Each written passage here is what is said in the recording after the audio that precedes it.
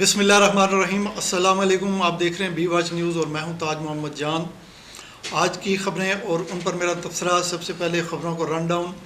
वज़ीर आला पंजाब की वफाकी वज़ीर दाखिला से ठन गई, दोनों ने मामले को अपनी इज़्ज़त का मसला बना लिया। ये क्या मामला है, इस पर बात करेंगे। इसके अलावा वर्ल्ड बैंक रिपोर्ट ने महंगाई में कमी के हुकूमती दावों को नंगा कर दिया, इस पर बात करेंगे। ये क्या मामला है। और एक दिलचस्प खबर है, 11 साला डकैत बच्चा, इस पर भी कुछ थोड़ी सी बात करेंगे। ये कहाँ पे इसने डकैती की है और क्यों की है, इस पर थोड़ा सा बात करेंगे। फिर इस्लामाबाद हाई कोर्ट के जज साहिबान ने जो ख़त लिखा है, उसके बाद मुल्क केमिकल वाला धमकी अमेज़ ख़त किसने लिखा, इस पर बात करेंगे। फिर थोड़ा सा ये भी आपको बताएंगे कि ये एक सिलसिला शुरू हो चुका है। जज साहिबान को इस्लामाबाद हाई कोर्ट के बाद लाहौर हाई कोर्ट के 4 जज साहिबान जो हैं, उनको भी धमकी अमेज़ ख़त मौसूल हुए हैं और इस पर जो है ना अदालत पूछगछ कर रही है और उस पर जो है ना मुतलका जो हमारे इदारे एडमिनिस्ट्रेशन है वो क्या जवाब दे रही है, इस पर भी बात करेंगे। ख़बरों की तफसील में जाने से पहले जैसा कि मैं आपसे रिक्वेस्ट करता हूँ हमेशा कि बी वॉच न्यूज़ सच के साथ खड़ा है, सच को प्रोमोट कर रहा है। आप भी हमारी आवाज़ बने, हमारी स्ट्रेंथ बने। हमारे चैनल बी वॉच को लाजमी सब्सक्राइब करें और बेल का आइकन दबा के इस अमल को यकीनी बनाएं कि जब भी कोई नई वीडियो अपलोड हो वो सबसे पहले आप तक पहुँचे। अच्छा जी, ख़बरों की तफसील। वज़ीर आला पंजाब की वफाकी वज़ीर दाखिला से ठन गई, ये क्या मामला है। दोनों ने मामले को अपनी इज़्ज़त का मसला बना लिया है। असल में हुआ यूँ कि IG जो थे इस्लामाबाद में, अकबर नासिर, उनको उनकी जगह जो है ना मोहसिन नकवी जो है ना वो पंजाब से IG को लाना चाह रहे थे। वो जो IG हैं अली नासिर रिजवी, उनका उन्होंने नाम दिया था। ये इस वक्त DIG ऑपरेशन जो ना पंजाब में इस वक्त सर्व कर रहे हैं और मोहसिन नकवी की ख्वाहिश है कि ये जो है ना वफाक में आके IG का चार्ज संभालें।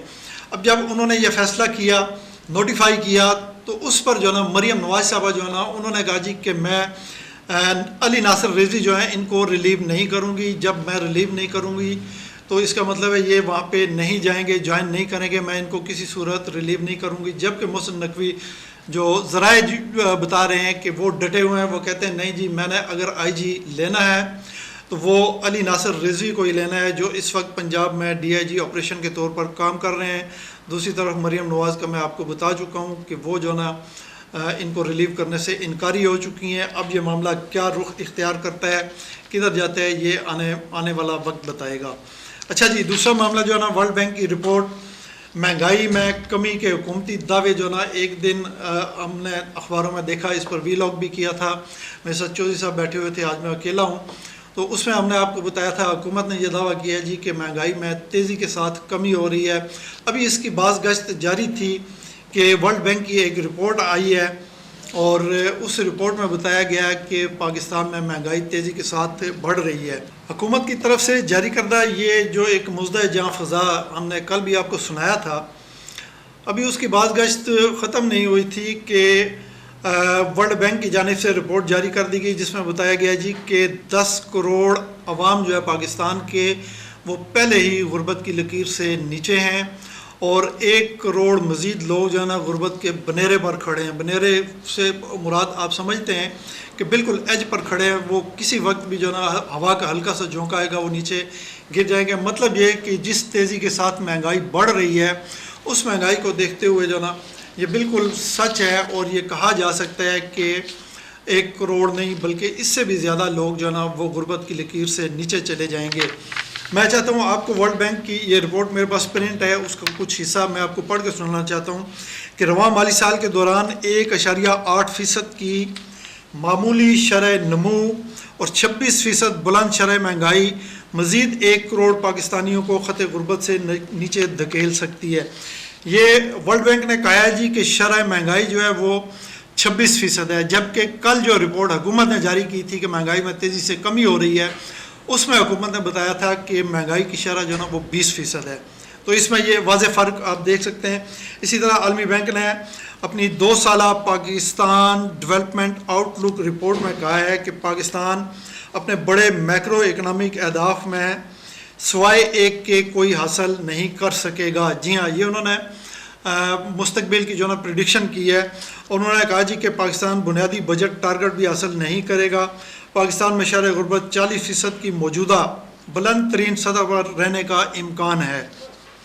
फिर उन्होंने अपनी रिपोर्ट में वर्ल्ड बैंक ने यह भी कहा है कि ज़रूरी पैदावार में इजाफे का गरीब तबके को फ़ायदा पहुँचना चाहिए था, मगर महंगाई और मुख्तलिफ़ शोबों में महदूद तनख्वाहों के बायस ऐसा नहीं हो सका।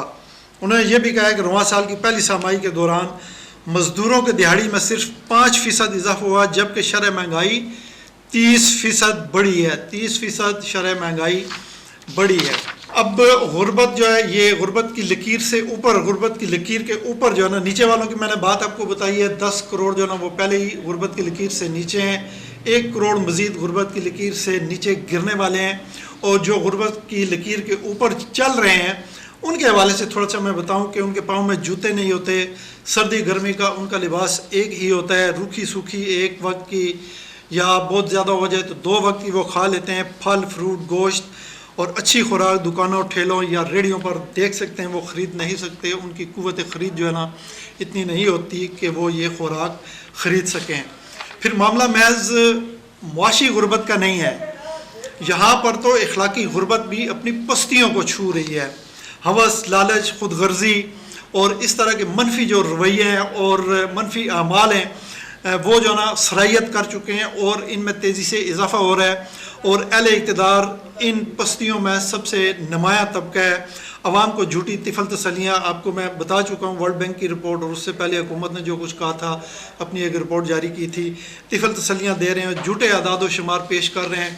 यहाँ पर मुझे गालिब याद आ रहे हैं कि रहिए अब ऐसी जगह चल कर जहाँ कोई ना हो, हम सुखन कोई ना हो और हम ज़बां कोई ना हो, बेदरो दीवार सा ही घर बनाया चाहिए, कोई हमसाया ना हो और पासबां कोई ना हो, पड़िए घर बीमार तो कोई ना हो तीमारदार, और अगर मर जाइए तो नोहा खां कोई ना हो।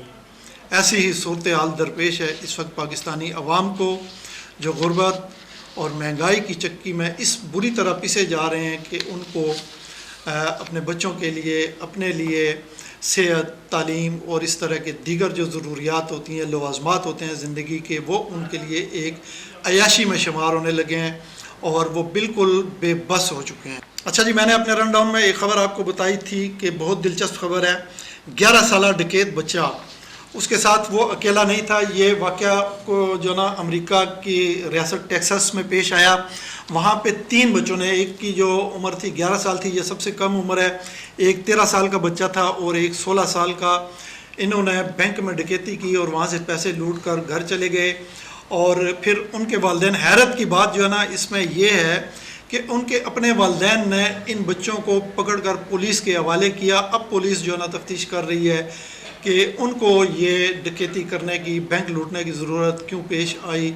और वहाँ पे लोग जो है ना सिर्फ वहाँ पे बल्कि आप अब ये सुन रहे हैं, मैंने जब सुना मैं भी हैरान हो गया कि इतना कम उम्र बच्चा, ये शायद पूरी दुनिया की तारीख़ में सबसे कम उम्र डकैत बच्चा है। बहरहाल इसके वालिदैन ने पुलिस के हवाले कर दिया है इन बच्चों को। अब पुलिस तफ्तीश करेगी कि इन्होंने ऐसा क्यों किया। अच्छा जी, इस्लामाबाद हाई कोर्ट के फाजिल जज साहिबान, 6 जज साहिबान ने जो ख़त लिखा था सुप्रीम जुडिशल काउंसिल को, उस हवाले से आप बहुत कुछ सुन चुके हैं। इसके जवाब में जो ना फिर जो ना इन 6 जजों को नहीं बल्कि इस्लामाबाद हाई कोर्ट के 8 जज जो ना सिटिंग जज, high court Islamabad high court की टोटल स्ट्रेंथ जो है वो 10 जज साहिबान पर मुश्तमिल है।